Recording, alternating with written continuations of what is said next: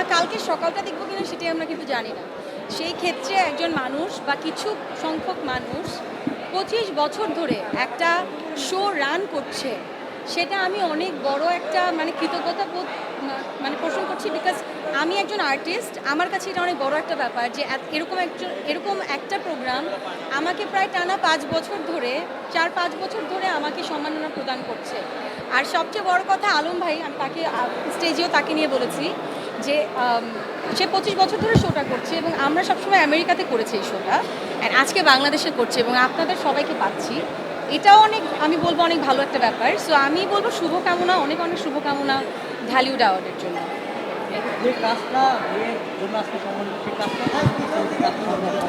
By the way, Fanda কিন্তু আমার জন্য অনেক স্পেশাল, কারণ আমি আমার ফিল্ম শুরু করার আগে আমি প্রায় 2 মাস একটা গ্যাপ নিয়েছি, 2 থেকে আড়াই মাস। সো আড়াই মাস আগে আমি যে লাস্ট কাজে শুটিং করেছি, টানা 7 দিন আমরা শুটিং করেছি। আমার এখনও মনে আছে, সিলেটের বিরিশিরির অনেক দূরে একটা জায়গা, আমরা টানা 7 দিন শুটিং করেছি এই নাটকের। অনেক কষ্ট করেছি আমরা পুরো টিম। সো আমি জানতাম না যে আমাকে ফান্দার জন্য সম্মাননা প্রদান করা হচ্ছে। সো অফকোর্স আমি বলবো এটা আমার জন্য অনেক বড় পাওয়া যে আমি লাস্ট যে নাটকটা করেছি সেটার জন্য আমাকে সম্মাননা প্রদান করা হচ্ছে।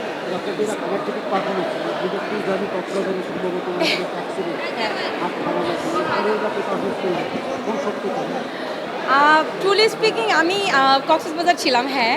সো আমার একটা ফ্র্যাকচার হয় এখানে, ছোটোখাটো একটা ফ্র্যাকচারই বলবো, কারণ আমি সব কিছুকে একটু ছোটো করে দেখতে পছন্দ করি, স্পেশালি সিকনেস। সো আমার আসলে আসার আগ পর্যন্ত টানা 6 দিন ধরে আসলে ব্যান্ডেজ করা, otherwise it's difficult to move.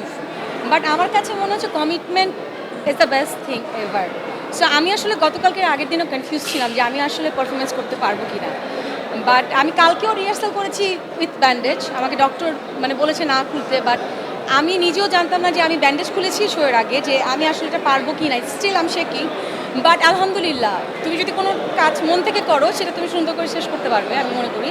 So yeah, করতে পেরেছি আলহামদুলিল্লাহ।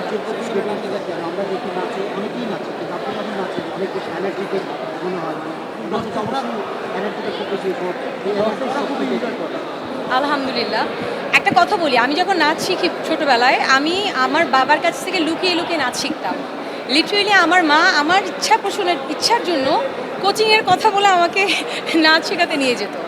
সো নাচটা আমার এতই ভালোবাসার একটা জায়গা যে আমি নাচটা যখন করি আমি বাই হার্ট করি, আমি যে কোনো কাজই বাই হার্ট করি। আর নাচটা যখন করি আমি চাই আমি যেমন এনজয় করি নাচ করতে, মানুষ দেখতেও যেমন মানে তেমন এনজয় করতে পারে। সো এটা চিন্তা করে আসলে করা। অবশ্যই প্রথম ফিল্মটাতে আসলে দেখতে পাবো কি না এখন পর্যন্ত শিওর না, যেহেতু আমাদের ফিল্মের এখনও কিছু সংখ্যক কাজ বাকি আছে। বাট আমি আশা করছি, প্লাস আমার দর্শক চায় বোধ হয় আমাকে একটু একটা ডান্স ট্র্যাকে দেখতে। সো আমি আশা করছি আমার ডিরেক্টর এটা নিয়ে চিন্তা করবে, আই হোপ সো।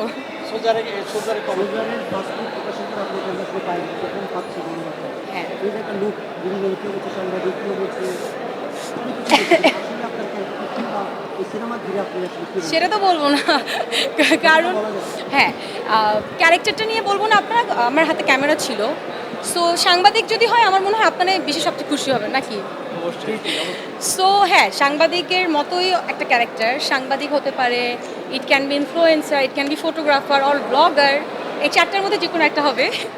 সো আমি একটা কনফিউশন রাখলাম। বাট আমার প্রথম ফিল্ম তো আমি খুব চেষ্টা করেছি ভালো কিছু করার, যতটুকু পেরেছি। মনে হয়েছে যে it can be my first film. আমাদের সাথে আমাদের সুপারস্টার আছে সাকিব ভাইয়া, আমাদের যেই জনরাতে আমি কাজ করছি তাদেরও এটা প্রথম কাজ। তাদের যেমন একটা চ্যালেঞ্জ, আমার জন্যও কিন্তু একটা চ্যালেঞ্জ। সো আমার চ্যালেঞ্জ নিতে অনেক ভালো লাগে। সো ওই জায়গা থেকে আমার মনে হয়েছে একটা পুরো টিমের চ্যালেঞ্জ হবে। সো আমার এই কাজটা এই জন্যই করা মেনলি। আর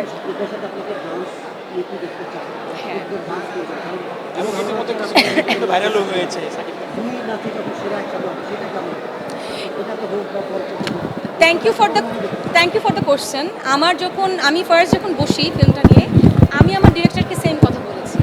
যখন আমি দেখছিলাম যে এখানে একটা ডান্স ট্র্যাক আমার নাও থাকতে পারে, তখন আমি আমার ডিরেক্টরকে সেম কথা বলেছি। এবং আমি যেটা বুঝি সাকিব ভাইয়েরও একই ধারণা, যে আমাদের যদি একটা একসাথে ডান্স ট্র্যাক হয় তাহলে আমার মনে হয় everyone will like it and love ইট।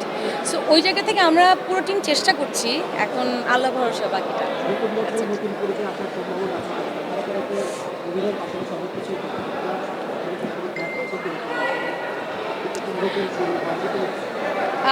আমার আসলে কি একটা ব্যাপার আছে, আমার কখনো প্ল্যান করে কিছু হয় না, মানে আমার লাইফে হয় না। বাট আলহামদুলিল্লাহ যেই বছরটা গিয়েছে, বলবো না কি কি টার্গেট করেছিলাম, দুইটা ব্যাপার টার্গেট করেছিলাম যে এই দুইটা ব্যাপার এই 2025 সালে শেষ করতে চাই।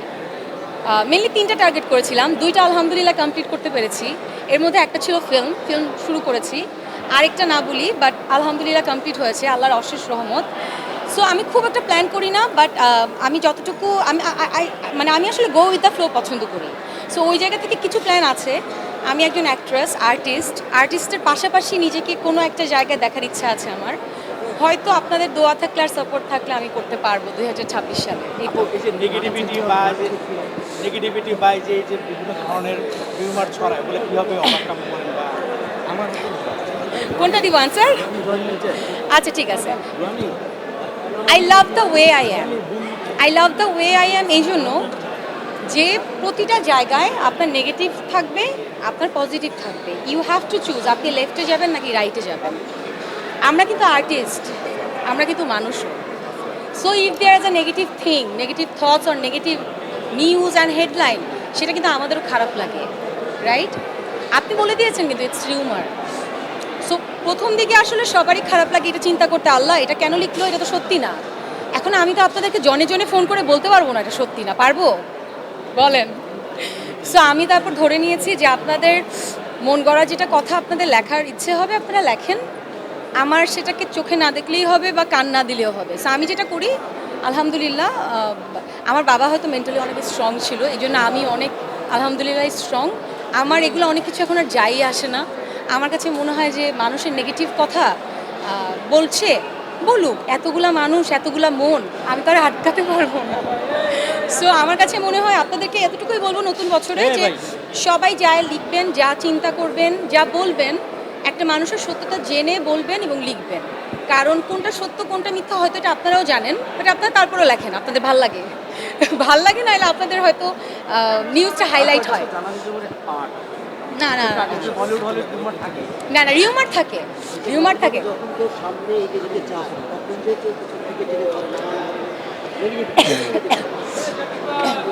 সেই জায়গায় যদি আমরা ধরে রাখি। এখন একটা কথা বলি, আমি যেমন ফিল্ম যখন করি, আমি কি সিঁড়ি দিয়ে উঠছি, একটা আর্টিস্টের ধাপ কিন্তু ফাইনাল ধাপ এটাই থাকে যে সে বড় পর্দায় কাজ করবে। সো যারা এখনো পিছনে পড়ে আছে ধরেন, তারা তো সামনে যেতে পারছে না, তারা এখন আমাকে টান দিতেই পারবে পিছন থেকে। পিছন থেকে যদি আমাকে টেনে ধরে তাহলেই হয়তো আমি আর সামনে যেতে পারবো না। So it's part of life. Suppose আপনারাই চিন্তা করবেন যে আমি যখন ফিল্ম শুরু করি, আমার ফিল্মের শুটিং শুরু করলাম, এরপর থেকে দেখি অনেক নেগেটিভ থিংস আসতেছে আমার লাইফে। দেন আমি বুঝলাম যে না, it's part of life. But আমি কিন্তু থেমে রইনি আলহামদুলিল্লাহ, আমি কিন্তু আমার শুটিং শেষ করেছি, আমি আমার কাজ করেছি। সো আমার কাছে মনে হয় যে it's part of life, you have to take challenge and you have to complete the challenge. যতটুকু কাজ করলেন সাকিবের সাথে অভিজ্ঞতা কেমন? খুবই ভালো, খুবই ভালো। I have to say, I must say, Shakib ভাইয়াকে আমরা তো সবাইকে নিয়েই কথা বলি, ভালো বলি, খারাপ বলি। আমরা কিন্তু একটা মানুষকে কাছের থেকে না দেখলে বুঝি না সেই মানুষটা কেমন। যেমন আপনারা আমাকে দূর থেকে দেখছেন, আপনারা কিন্তু অনেকেই জানেন না আমি কাছের থেকে কেমন। কাছের যারা তারা কিন্তু জানে। সো সাকিব ভাইকে আমি যেটা দেখেছি কাজ করে, he is very professional artist, মানে এত মন দিয়ে এবং ডেডিকেশনালি কাজ করে।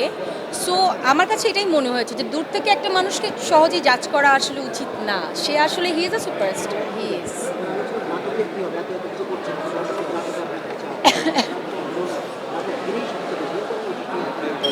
লাস্ট একটা ইন্টারভিউতে বলেছিলাম যে আমি তো কখনো বলিনি যে আমি নাটক ছাড়বো না। তো আমাকে এটা নিয়ে অনেকে ফোন করেছে যে তুমি ফিল্ম করতেছো, তুমি আবার নাটক করবা, এটা কেমন কথা।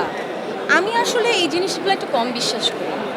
আমার যদি গল্প পছন্দ হয় আমি কেন নাটক করব না।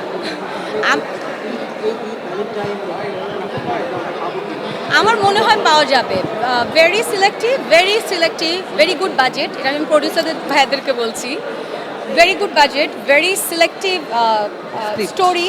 হ্যাঁ, ইটস ভেরি ইম্পর্ট্যান্ট। আমি খুব সিলেক্টিভ স্টোরি ছাড়া করবো না বা করতে চাই না, এর আগেও করিনি।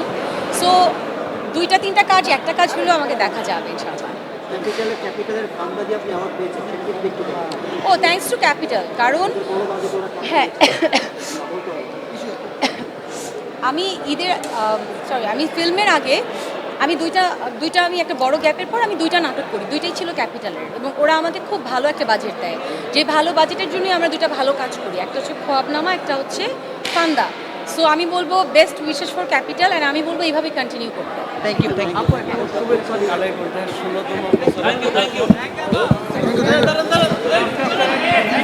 বছর। মাসুম ভাই এই সামনে বসে না, ক্যামেরা রোল হচ্ছে ভাইয়া ভাইয়া